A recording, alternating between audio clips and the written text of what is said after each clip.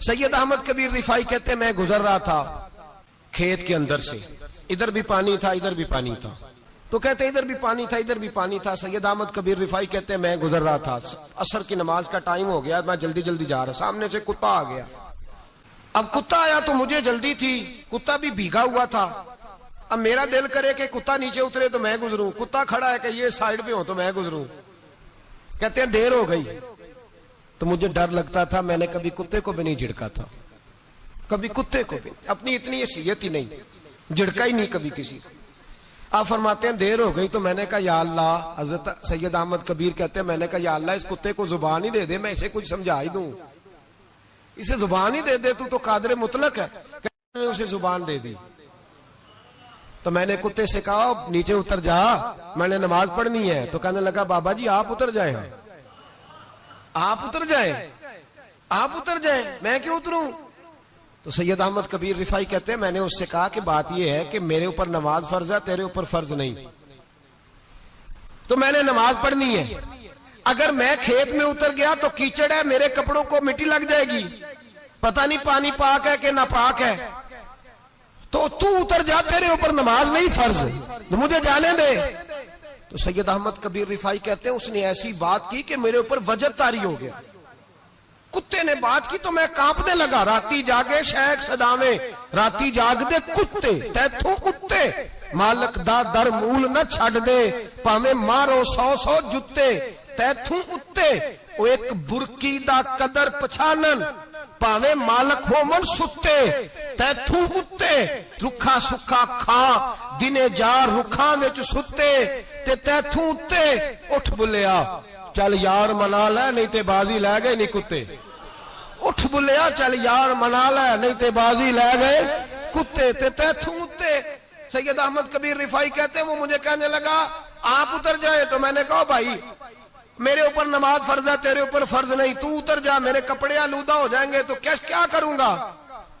تو کہتے ہیں اس نے بات کی تو میں گھبرا گیا اور چھلانگ لگا کے میں کھیت میں اتر گیا، مجھے کہنے لگا بابا جی کپڑے اگر آپ کے کیچڑ سے آلودہ ہو گئے تو پانی سے صاف ہو جائیں گے، اور اگر مجھے حقیر جان کے آپ کا دل آلودہ ہو گیا تو 7 سمندروں سے بھی صاف نہیں ہوگا، کپڑے پانی سے دھل جائیں گے، اور دل اگر تکبر سے آلودہ ہوا تو 7 سمندروں سے بھی صحیح ہو سکتا نہ نہ نہ، حقیر نہیں جاننا۔ کسی نے حضرت سید احمد کبیر رفائی سے پوچھا کہ بابا اتنا بڑا درجہ، اتنا بڑا مقام کیسے ملا؟ تو بابا جی کہنے لگے زندگی میں کبھی کسی کو حقیر نہیں سمجھا، کسی کو کبھی حقیر، کبھی کسی کو اپنے سے کم تر نہیں سمجھا، تو اللہ نے دیکھیں نا اگر آپ نہیں سمجھیں گے تو اس کے لیے بھی آپ کو عنوان مل جائیں گے، اور اگر سمجھنا ہے اپنے آپ کو بڑا تو اس کے لیے بھی موقع مل جاتے ہیں۔ حضرت شفیق بلخی بہت بڑے صوفی بزرگ ہوئے پر نوجوان تھے، جوانی میں ہی اللہ نے بڑا مرتبہ دیا۔ حضرت عبداللہ بن مبارک بوڑھے تھے، دونوں ایک محفل میں اکٹھے ہوئے، اب بغداد سارا ماننے والا تھا اور دونوں کا ماننے والا تھا، آخر میں دعا بزرگ کرایا کرتے تھے محفل کے اختتام پر۔ حضرت شفیق بلخی جناب عبداللہ بن مبارک سے کہنے لگے آپ دعا کریں، آپ دعا کریں، آپ بزرگ ہیں، اب جس نے جو ماننا ہے اسے اس کے لیے عنوان بھی مل جائے گا۔ حضرت سیدنا عبداللہ بن مبارک کہنے لگے بیٹے تو دعا کر، تیری عمر تھوڑی ہے تیرے گناہ بھی تھوڑے ہیں، تیری عمر تھوڑی ہے تیرے گناہ بھی تھوڑے ہیں۔ تو سیدنا شفیق بلخی کہنے لگے نہیں حضور آپ دعا کریں، آپ کی عمر زیادہ ہے تو نیکیاں بھی تو زیادہ ہی ہے نا، نمازیں بھی تو آپ کی زیادہ ہے نا، روزے بھی تو زیادہ، رمضان بھی تو آپ کی عمر میں زیادہ ہے نا، آج بھی تو آپ نے زیادہ۔ اگر آپ نے کسی کو اپنے سے بڑا سمجھنا ہے تو عنوان آپ کو مل جائے، چھوٹا سمجھنا ہے تو اس کے لیے بھی عنوان آپ کو۔ بات تو یہ ہے کہ آپ کیا کرنا، اگر آپ کسی کو حقیر سمجھنا چاہتے ہیں تو بات ختم ہو گئی۔ سید احمد کبیر رفائی فرماتے ہیں زندگی بھر کبھی کسی کو حقیر نہیں سمجھا، اللہ کی ساری مخلوق کی کیا بات ہے۔ اللہ قرآن میں کہتا ہے ان اللہ لا یستحی ان یضرب مثلا ما بعوضۃ فما فوقها، اللہ شرم نہیں کرتا کہ ایک مچھر کی مثال بیان کرے یا اس سے بھی کم تر۔ اللہ مچھر کی بات کرتا ہے اتنا بڑا ہو کے، وہ کہتا ہے میں کروں گا، میری مخلوق جو ہے میری تو حضرت احمد کبیر رفائی فرمانے لگے میں نے کبھی کسی کو حقیر، بولیے کبھی کسی کو حقیر، ہم لوگوں کے پاس عنوان بڑے حقیر سمجھنے کے لیے ہم سمجھ لیتے ہیں۔ امیر آدمی کہتا ہے غریب محنت کیوں نہیں کرتا؟ محنت کرے امیر ہو جائے گا. عنوان ہوا کہ نہ تنقید کرنے کا. 4 بچے ہیں کریں کمائی امیر ہو جائیں گے. اب وہ حقیر سمجھ رہا ہے غریب کو.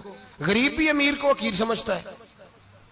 وہ بھی کہتا ہے جو اس نے کمایا سارا ہی حرام ہے, جائز 1 پیسہ نہیں. اس نے بھی حقیر سمجھ لیا. یعنی وہ یہ کہہ رہا ہے کہ میں حلال کھاتا ہوں, یہ امیر حرام کھاتے ہیں, تو بات ختم ہو گئی. اس نے بھی حقیر سمجھ لیا, اس نے بھی حقیر سمجھ لیا. اب عنوان ہی تھا نا, اگر عنوان بدل لیتے تو بات بن جاتی. امیر اگر یہ کہتا کہ میں اس غریب کی مدد کروں گا اس لیے کہ پیسے محنت سے نہیں ملتے, خدا کے فضل سے ملتے ہیں, تو وہ یہ نہ کہتا کہ یہ محنت کرتا تو آگے چلا جاتا. اور غریب اگر سمجھتا اس بات کو تو یہ نہ کہتا امیر سارے حرام ہی کھاتے ہیں. وہ کہتا بھئی رب نے جو میرے لیے پسند کیا مجھے دیا, جو اس کے لیے پسند کیا اسے دیا, بات ختم ہو گئی, جھگڑا ختم. عنوان تو مل جائے گا آپ کو, مثبت بھی اور منفی بھی. تو اچھی بات نہیں کہ مثبت اختیار کریں.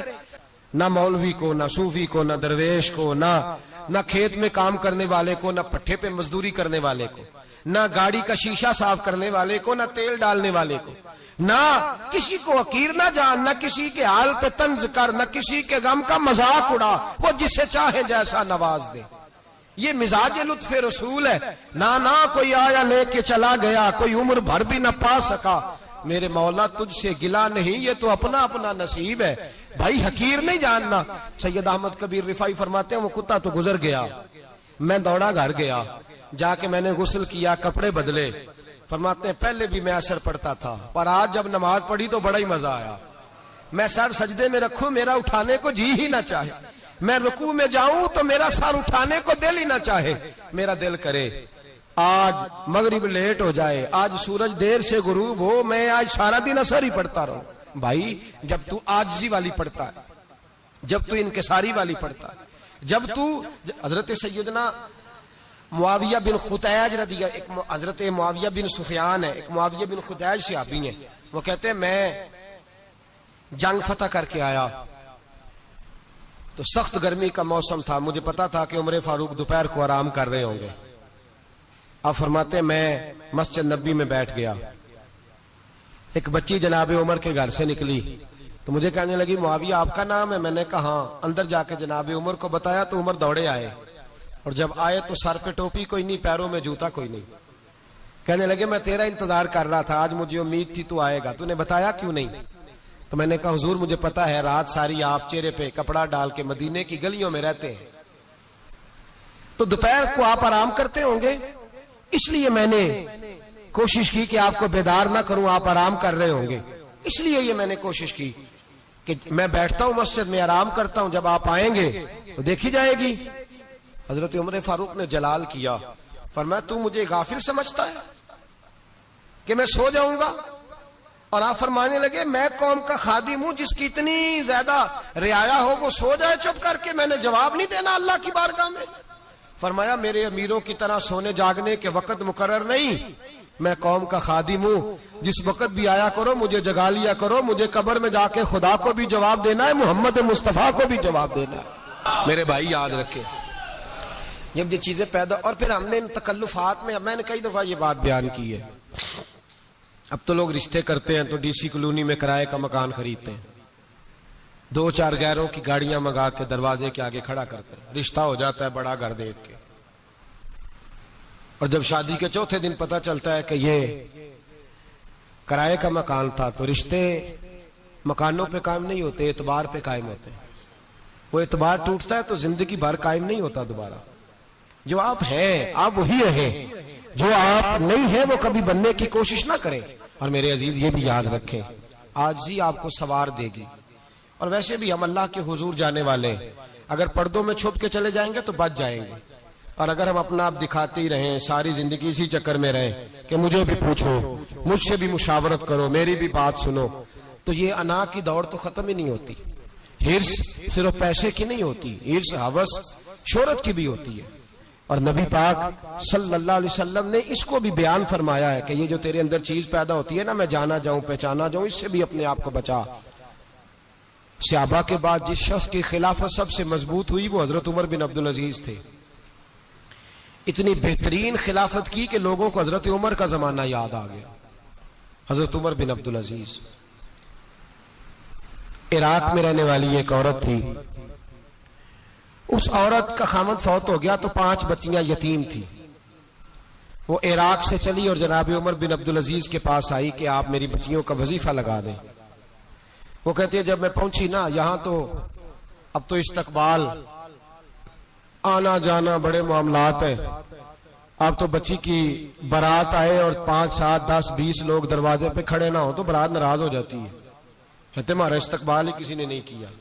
تو استقبال تو اب اس طرح ہے جس طرح نشہ نہیں ہوتا, یہ استقبال کی حالت ہے, امیروں سے لے کے غریبوں تک. مجھے پوچھا ہی نہیں کسی نے, کرسی نہیں دی, آگے نہیں بٹھایا.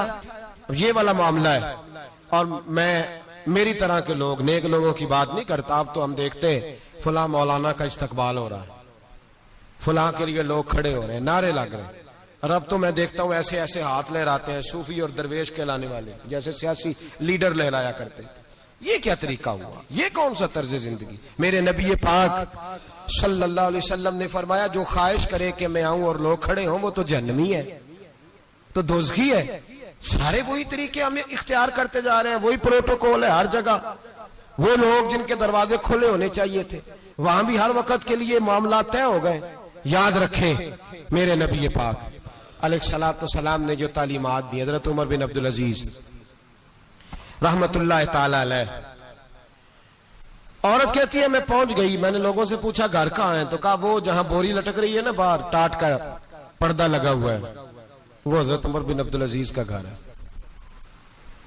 کہتی ہے میں دروازے پہ دستک دی, ایک عورت نے دروازہ کھولا تو مجھے بی بی جان کے اندر بلایا.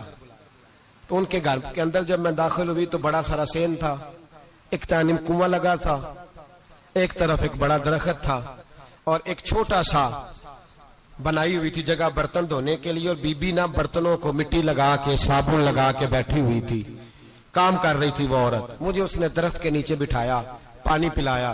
کیسے آئی ہو؟ میں نے کہا امیر المومنین سے ملنا ہے. کہنے لگی بیٹھو تھوڑی دیر میں آ جاتے. کہتی تھوڑی, میں نے سمجھا گھر کی کوئی ملازمہ ہے, میں بیٹھ گئی. تھوڑی دیر گزری پھر دستک ہوئی, اس بی بی نے اٹھ کے دروازہ کھولا. تو جب وہ شخص اندر آئے تو کہنے لگی بڑی دیر سے برتنوں کو صابن لگا کے بیٹھی ہوں, کہاں رہ گئے تھے؟ کہتی ہیں وہ صاحب کہنے لگے بس ذرا مصروف ہو گیا تھا. دوڑے گئے, کنویں سے پانی نکالا, بی بی کو دیا, اس نے برتن دھوئے. کہتی ہے پھر تھوڑا سا سرکہ اور ایک رات کی روٹی وہ لائی, اس شخص نے کھائی. میں نے کہا کہ یہ دونوں گھر کے ملازم ہیں, میاں بیوی کام کرتے ہیں. جب وہ کھانا کھا چکے تو وہ عورت میرے پاس آئی, کہنے لگی اٹھ کے مل لو امیر المومنین سے. میں نے کہا کون امیر المومنین؟ تو کہنے لگی کب سے تو آئے ہیں, یہ جس نے کنویں سے پانی نکالا یہی مسلمانوں کا امیر ہے, اور یہ جس نے درخت کے نیچے بیٹھ کے سرکے سے روٹی کھائی ہے یہی. یہ فرشتوں کی داستان نہیں, یہ وہ لوگ ہیں. میں رات کو بھی کہہ رہا تھا ایک جگہ پہ کہ یہ لوگ جو ہے نا جن کا آپ روز شکوہ کرتے ہیں حکومتیں بڑی خراب ہیں, یہ کوئی نہیں خراب, بالکل خراب نہیں. جتنے سیاسی لیڈر ہیں سارے صحیح ہیں. خراب وہ لوگ ہیں جو انہیں ووٹ دے کے لیڈر بناتے ہیں, بالکل خراب نہیں. میں تو ان کے حق میں ہوتا جا رہا ہوں. ناراض ہو گئے نا آپ لوگ؟ اللہ کرے تسی ہو جو تے اگلے الیکشن سے سیانے بھی ہو جو, آمین تو کہہ دیں. میں نے کوئی مشورہ نہیں دینا, اس لیے کہ میری نظر میں کوئی ایسا شخص نہیں جس کے لیے میں آپ سے کہہ سکوں کہ ووٹ دیں. اور ہم تو ایسی بات کریں تو کئی لوگ ناراض ہو کے چلے جاتے ہیں, لیکن کوئی پرواہ نہیں, اس لیے کہ یہ دین میرے نبی پاک کا دین صرف مسجد کا دین نہیں. انشاءاللہ آئندہ جمعے نظریہ پاکستان بیان کروں گا اور بتاؤں گا کہ پاکستان کا مطلب کیا, لا الہ الا اللہ محمد الرسول اللہ صلی اللہ علیہ وسلم. حضور کا جو قرآن نافذ ہوگا مسجد میں, وہ قرآن کچہری میں بھی نافذ ہوگا انشاءاللہ.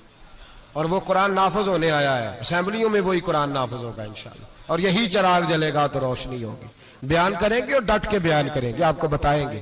بات جو بات سمجھا رہا ہوں فی الوقت وہ سمجھے, مجرم وہ نہیں جو بڑا بن کے لوٹتا ہے, مجرم وہ ہے جو اس کو سپورٹ کرتا ہے, جس نے اسے بڑا بنایا ہے. یہ یاد رکھ لیں, ہماری کوئی بچت نہیں ہوگی, ہم سے پوچھا جائے گا. ہم سارے کچہری میں کھڑے ہوں گے, اللہ سوال کرے گا کہ تم بتاؤ تم ان کے مددگار کیوں بنے تھے, تم سپورٹ کیوں کرتے تھے, یہ پوچھا جائے گا اور ہم نے جواب دینا ہے.